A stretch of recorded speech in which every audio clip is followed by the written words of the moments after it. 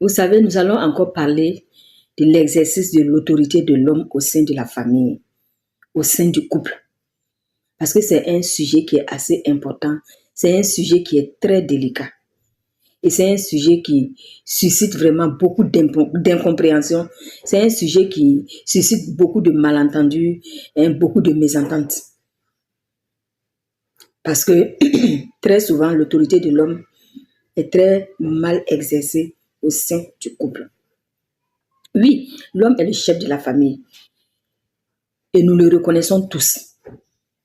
Parce que comme toute organisation, il faut un premier responsable. Et ce premier responsable-là, c'est l'homme. On ne doit pas lui refuser cette autorité. Parce que c'est lui qui est chargé de la sécurité de la famille.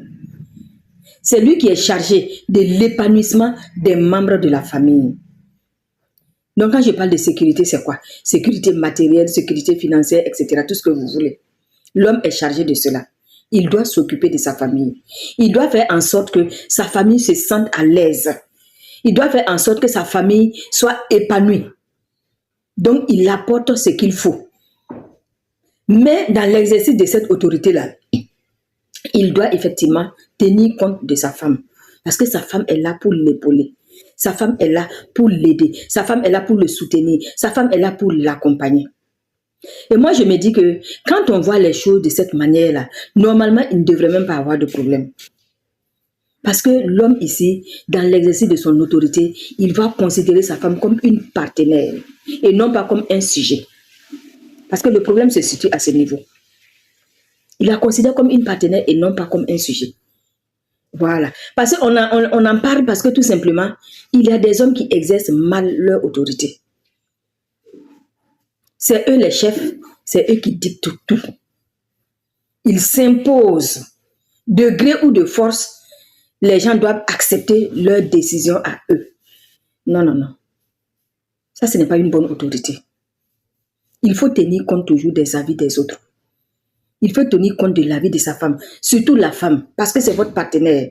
Elle est là pour vous accompagner, elle est là pour vous soutenir. Même quand vous avez des décisions importantes à prendre, il faut la consulter. Je ne dis pas pour toutes les décisions, mais quand même les décisions importantes, il faut toujours consulter sa femme.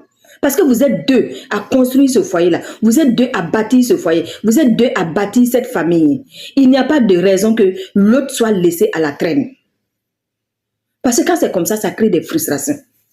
Elle se sent rejetée, elle se sent incomprise, elle ne se sent pas considérée. Et comment voulez-vous que ça se passe dans le foyer quand il y a frustration? Ça ne va pas. Donc c'est vraiment pour attirer l'attention des hommes. Et leur dire que dans l'exercice de leur autorité, il faut qu'ils tiennent compte de leur femme. Et dire à la femme, c'est toujours bon de reconnaître, et c'est même nécessaire et indispensable, de reconnaître l'autorité du mari. Parce que dans la famille, quand l'homme n'arrive pas à exercer son autorité, c'est une famille qui va aller en dérive. Votre couple même va aller en dérive. C'est normal. Pour un bon fonctionnement de la famille, pour un bon fonctionnement du couple, il faut qu'il y ait un chef. Et ce chef-là, c'est l'homme. On ne peut pas lui enlever ça. Et il faut que nous, les femmes, on le comprenne. De la même manière, on demande à nos maris de nous respecter. De cette même manière-là, nous devons les respecter aussi. Ils en ont besoin.